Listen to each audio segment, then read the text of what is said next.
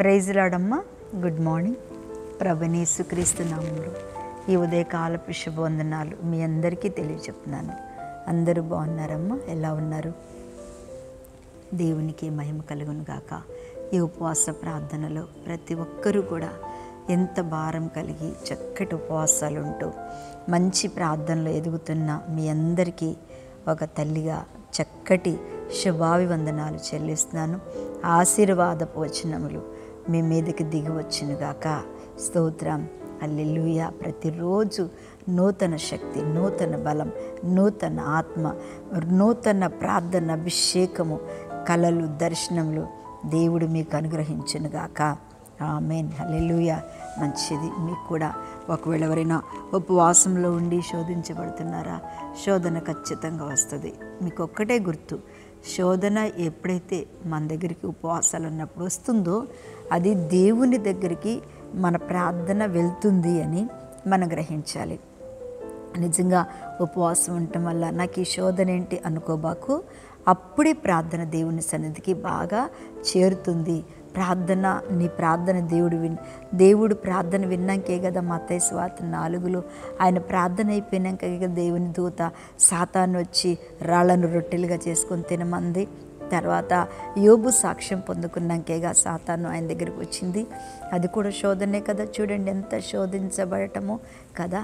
అందుకని అంటున్నాడు మనము తప్పకుండా ఈ శోధనకి మీరేం చేయాలంటే భయపడుకోకుండా నా ప్రార్థన దేవుడు వింటున్నాడు అని మనం చెప్పుకోవాలి. అయితే ఈరోజు దేవుని యొక్క వాగ్దానం ఏంటంటే మొదటి సమూయేలు గ్రంథము 1వ అధ్యాయము 16 చదువుతున్నాను. నీ సేవకురాలనైన నన్ను పనికి మాలిన దానిగా ఎంచవద్దు. అత్యంతమైన కోపాకరణను బట్టి బహుగా నిట్టూర్పులు విడుచుచు నాలో నేను దీన్ని చెప్పుకుంటుని అని చెప్తుంది కదా. నాలో నేను చెప్పుకుంటుని. నిజంగా ఆ స్త్రీ, ఆ యొక్క హన్న బాగా ప్రార్థన చేస్తుంది.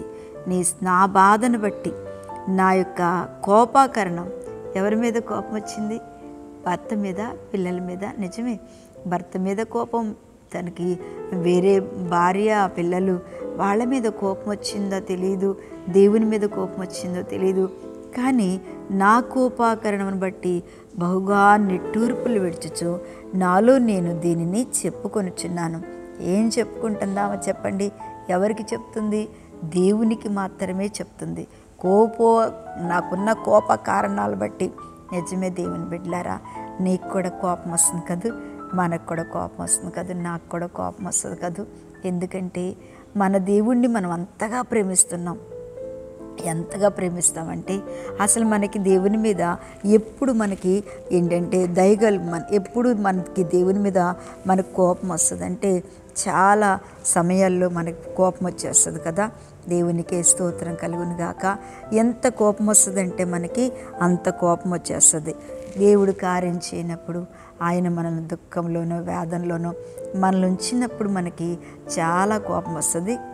అదే ఆ స్త్రీ జీవితంలో నాకు గర్భఫలం లేకపోవటమే గల అందరు నన్ను అసహించుకున్నారు, నాకు ఈ కార్యం జరగకపోవటమే కదా అందరూ నన్ను ఇలా అసహించుకుంటున్నారు అని వేదన చెందుతుందే. కానీ తప్పకుండా దేవుడు ఆమె ప్రార్థన వేదన విని ఈలోపు ప్రవక్త అయిన ఏలి అనగా దైవ సేవకుడు ఆయన దగ్గరకు వచ్చేసి ఆయనతోనే చెప్తుంది అనుకుంటున్నాను, నన్ను అలా అనొద్దు, నీ సేవకురాలు నన్ను ఆయన అన్నాడు, పనికి మాలిందానా, నువ్వేంటి తాగి మత్తురాలవై దేవుని మందిరంలో ఉంటూ అలాంటి కేకలు వేస్తావా అని చెప్తే ఆమె చెప్పి నా బాధను బట్టి, నా దుఃఖమును బట్టి, నా ఆవేశాన్ని బట్టి నేను ప్రార్థన చేసుకుంటున్నాను అని చెప్తూ ఉండంగానే ఏలి ఒక మాట అన్నాడు. అంతటా ఏలి, నీవు క్షేమముగా వెళ్ళుము, ఇశ్రాయేలు దేవునితో నీవు చేసుకుని మనవి ఆయన దయచేయునుగాక అని ఆమెతో చెప్పాను.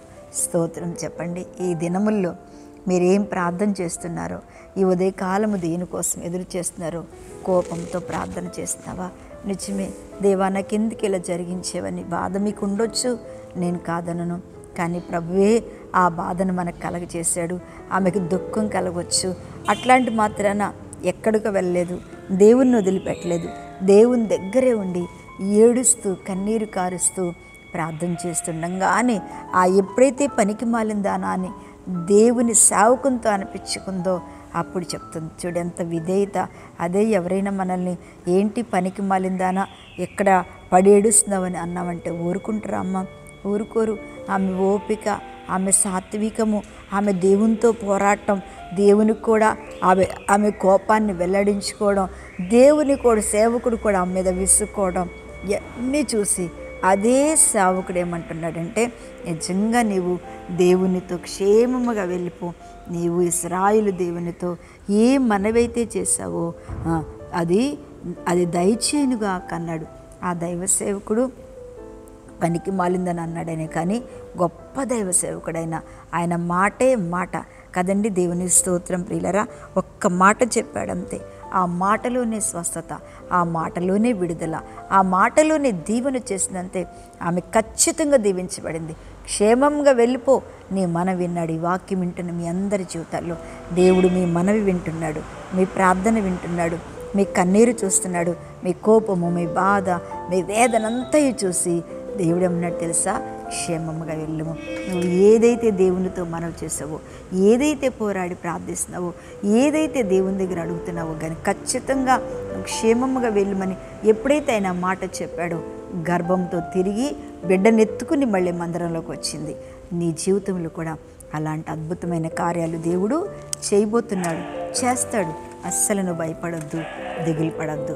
కళ్ళు మూసుకొని ప్రార్థన చేస్తున్న మహాపరిశుద్ధుడా, మహిమ కలిగిన తండ్రి స్తోత్రం. ఈ దినమంతా మాతో ఉన్నందుకు స్తోత్రం ప్రభువా. మా ప్రార్థన ఆలకించి ప్రతి ఒక్క బిడ్డ జీవితంలో గొప్ప కార్యాన్ని జరిగించి వారి క్షేమమును, వారి మనవిని మీరు ఆలకించి వారికి తోడుగా నడిపించమని యేసు నామమున అడుగుచున్నా తండ్రి. ఆమేన్. Praise lord. దేవుడు మిమ్మల్ని దీవించునుగాక.